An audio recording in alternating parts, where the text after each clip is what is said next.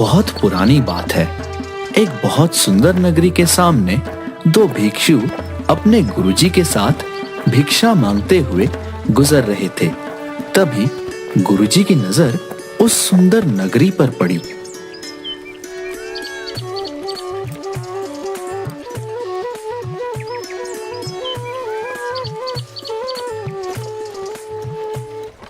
वाह वाह वाह, अति सुंदर। इस नगरी को देख के तो आंखें तृप्त हो गईं। बहुत सुंदर नगरी है। हाँ गुरुजी, बिल्कुल सही कहा। बहुत सुंदर नगरी है। बस यहाँ भिक्षा भी सुंदर मिल जाए तो आनंद ही आनंद है। बिल्कुल सही फरमाया प्रेमपाल। अब बस इस नगरी में झोली भर मिठाइयाँ और पकवान मिल जाएं, फिर तो आनंद ही आनंद है। अच्छा अच्छा, ठीक है। चलो अब ध्यान से सुनो। कुछ भिक्षा में मिले तो भगवान को भोग लगे। बच्चा प्रेमपाल, तुम नगरी में पूर्व दिशा की ओर जाओगे और बच्चा वीरपाल, तुम नगरी में पश्चिम दिशा की ओर जाओ और जो भिक्षा में मिले सहज स्वीकार कर सूरज ढलने से पहले यही मिलना। चलो चलो, अब भिक्षा के लिए प्रस्थान करो। जी गुरुजी महाराज।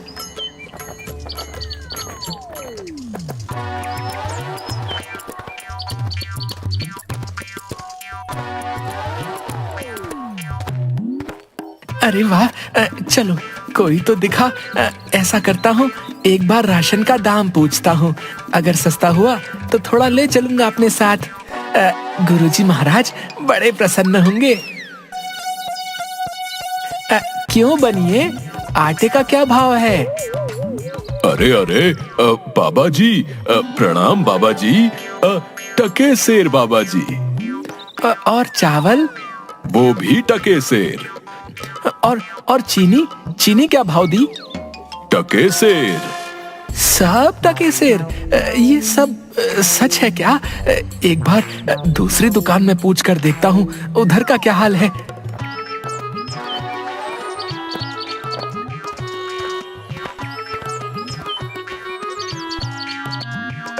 अरे बेटी, टमाटर कैसे दिए? टके सेर बाबा जी। और गोभी? टके सेर बाबा जी, ये भी टके सेर।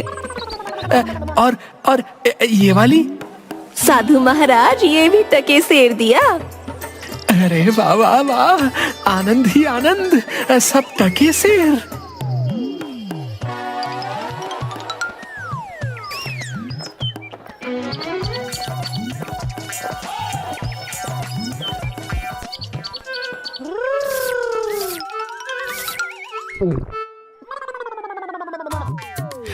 ओ भाई हलवाई, मिठाई किस भाव देते हो?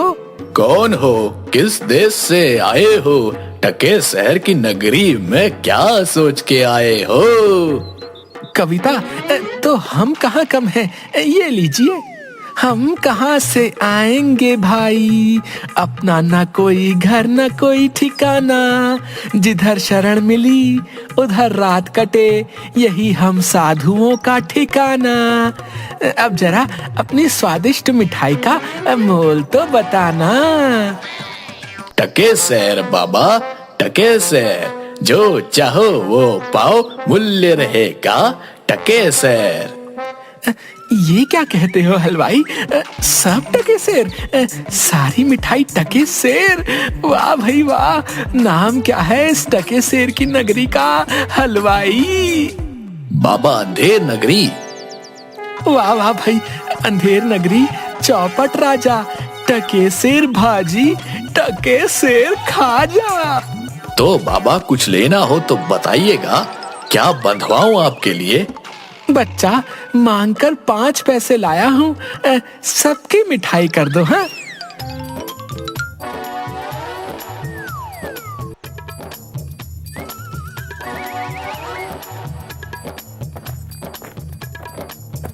वाह वाह वाह वाह, क्या किस्मत पाई है। आज तो भिक्षा में प्रभु ने प्रसन्न कर दिया। जय हो प्रभु, जय हो।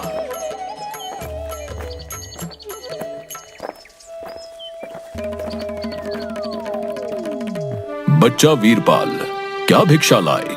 गठरी तो बहुत भारी मालूम होती है।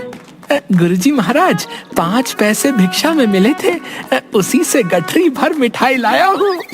अरे बच्चा, 5 पैसे में गठरी भर मिठाई? ये कौन सी नगरी है? अंधेर नगरी, चौपट राजा, टके शेर भाजी, टके शेर खाजा। अरे राम राम राम राम, राम बचाए लाखों पाए। बच्चा, ऐसी नगरी में तो एक क्षण बिताना भी हमारे लिए उचित नहीं, जहां टके शेर भाजी और टके शेर खाजा बिकता है।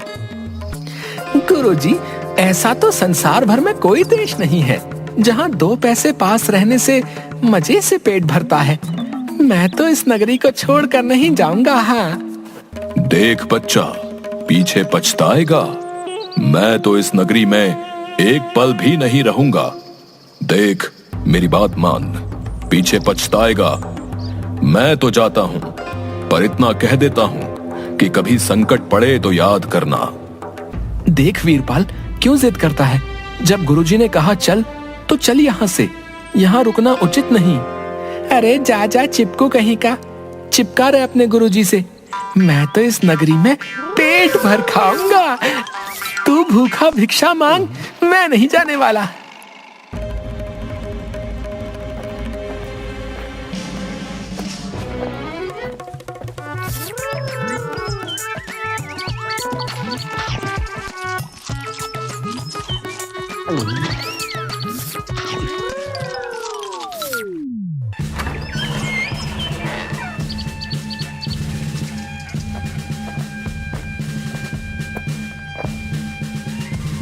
ना ना, रोना नहीं, चुप हो जाओ। बताओ बताओ, क्यों रो रहे हो? महाराज, कल्लू बनिए की दीवार गिर पड़ी, सो मेरी बकरी उसके नीचे दब के मर गई। दुहाई है महाराज, न्याय हो। बहुत बुरा हुआ। हाँ, तो फिर जाओ, उस कल्लू बनिए को पकड़ कर लाओ। क्यों बनिए, ये कैसी दीवार बनवाई थी जो इसकी बकरी दबकर मर गई? बता। महाराज, मेरा कुछ दोष नहीं, कारीगर ने ऐसी दीवार बनाई कि गिर पड़ी, इसमें मेरा कुछ दोष नहीं। ये तो बेकसूर है, छोड़ दो इसे और कारीगर को पकड़ कर लाओ। हाँ, सारा किया धरा उसी का है। क्यों कारीगर, इसकी बकरी क्यों मर गई? महाराज, मेरा कोई कसूर नहीं, चूने वाले ने चूना ही ऐसा खराब बनाया कि दीवार गिर पड़ी। अच्छा, तो ये बात है। खैर, उस चूने वाले को बुलाओ। क्यों चूने वाले, तुमने कारीगर को खराब चूना क्यों दिया? बताओ, नहीं तो तुम्हारी खैर नहीं। महाराज, मेरा कुछ दोष नहीं। भिश्ती ने चूने में पानी ज्यादा डाल दिया, इसलिए चूना कमजोर हो गया होगा। हाँ। अच्छा, अब समझ आई बात। उस भिश्ती को लाओ हमारे सामने।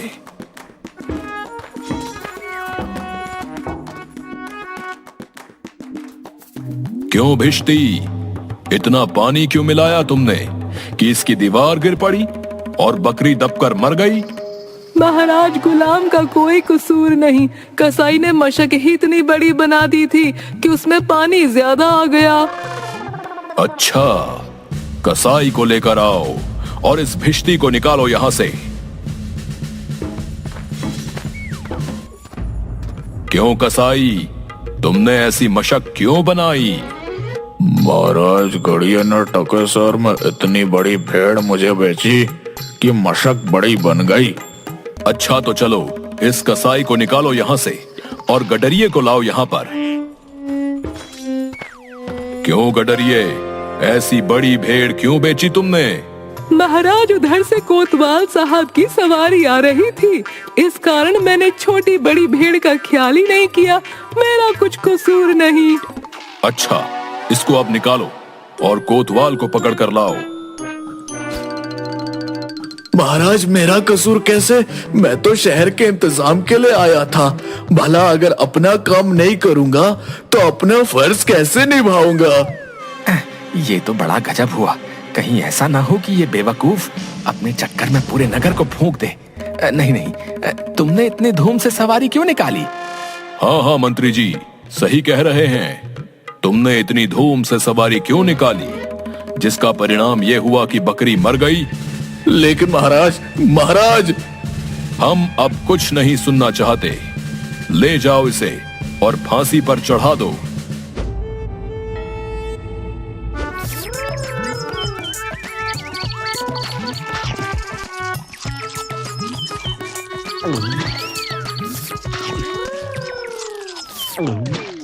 गुरुजी भी ना मुझे इस खूबसूरत नगरी से जाने को बोल रहे थे।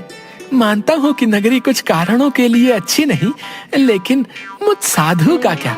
मुझे तो खाने को चाहिए और आराम करने को। वाह वाह वाह, लड्डू तो बहुत ही स्वादिष्ट है। कुछ ही दिन हुए हैं अभी नगरी में, कहीं मैं मोटा तो नहीं हो गया? तभी राजा के कुछ सिपाही वीरपाल को घेर लेते हैं। यही मोटा सही है। चल जरा चल, मिठाई खाकर खूब मोटा हो रहा है। आज मजा मिलेगा तुझे। अरे ये आफत कहाँ से आई? अरे भाई, मैंने तुम्हारा क्या बिगाड़ा है जो मुझे पकड़ते हो? आप तो बड़े मोटे हैं, इसलिए फांसी लगेगी आपको। हाँ, मोटा होने से फांसी? अरे अरे, ये कहाँ का न्याय है? अरे साधुओं से हंसी नहीं की जाती। बच्चा जाओ जाओ यहाँ से, मैंने भोजन कर लिया है, अब साधना का वक्त है, जाओ। साधना तो हम करवाएंगे। जब सूली पर चढ़ जाओगे तब पता चलेगा कि फांसी है या हंसी है। सीधी तरह चलते हो या घसीट कर ले जाएं? बात क्या है? एक साधु आदमी को बिना किसी बात के फांसी पर चढ़ाना चाहते हो? बात यह है कि कल कोतवाल को फांसी का हुक्म हुआ था, लेकिन जब फांसी देने को उसे ले गए तो फांसी का फंदा बड़ा निकला और हमारे कोतवाल साहब तो दुबले हैं। फिर हम लोगों ने महाराज से अर्ज किया।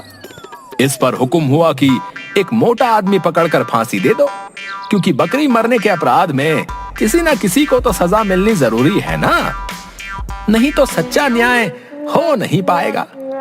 हे प्रभु, इस पापी पेट के चक्कर में मैंने गुरुजी की बात न मानी। हे बाप रे, मुझ बेकसूर को क्यों फांसी दे रहे हो? अरे भाइयों, कुछ तो धर्म का ख्याल करो। अरे मुझे छोड़ दो मुझे। मैंने गुरुजी का कहना क्यों नहीं माना? उसी का फल है। गुरुजी कहाँ हो? गुरुजी, मुझे अभी नहीं मरना गुरुजी।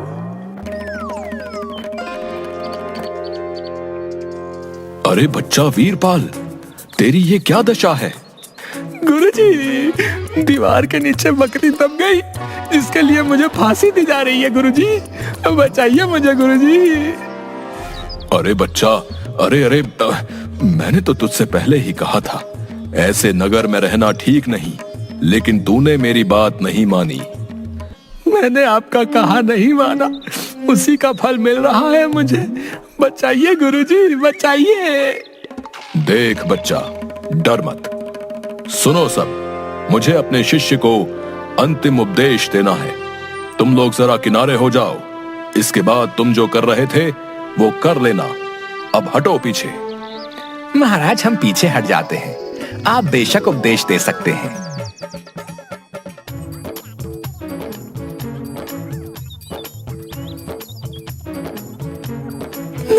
तब तो गुरुजी, हम अभी फांसी पर चढ़ेंगे। अरे नहीं बच्चा, हमने इतना समझाया नहीं मानता। हम बूढ़े हुए, हमको चढ़ने दो फांसी पर। भला तुम्हारा पूरा जीवन शेष है, मजे से गुजारो। नहीं गुरुजी, स्वर्ग जाने में बूढ़ा जवान क्या? आप सिद्ध हैं गुरुजी, आपको गति अवगति से क्या मतलब? मैं चढ़ूंगा फांसी पर। भाई, ये क्या मामला है? अभी तक तो ये मोटा साधु रो रहा था, लेकिन अब ये पहले फांसी पर चढ़ने के लिए लड़ रहा है। समझ में नहीं आता। महाराज को इसकी खबर देकर आता हूँ। सैनिक तुरंत महाराज के पास जाते हैं। महाराज, एक चेले से मिलने गुरु आया, कुछ कान में बोला। तभी से गुरु चेले में फांसी पर चढ़ने के लिए लड़ाई चल रही है। गुरु कहता है मैं चढ़ूंगा, चेला कहता है मैं चढ़ूंगा। ये क्या माजरा है, पता लगाना पड़ेगा। चलो गुरुजी महाराज के पास ले चलो हमें, हम उनसे पूछेंगे कि आखिर माजरा क्या है। बताइए गुरुजी महाराज, आप फांसी पर क्यों चढ़ना चाहते हैं? महाराज, इस समय ऐसी शुभ घड़ी है कि जो भी पहले फांसी पर चढ़ेगा उसे स्वर्ग की प्राप्ति होगी। तब तो हम ही फांसी पर चढ़ेंगे। नहीं, हमको फांसी की सजा मिली थी ना, हम ही चढ़ेंगे। हमको हुक्म है। हाँ भाइयों, जल्दी करो, हमको फांसी दो। हाँ। नहीं नहीं, हम लटकेंगे, हमारे कारण ही तो दीवार गिरी थी ना। चुप रहो सब लोग, महाराज के होते हुए कौन स्वर्ग जा सकता है? हमको फांसी पर चढ़ाओ, जल्दी जल्दी करो।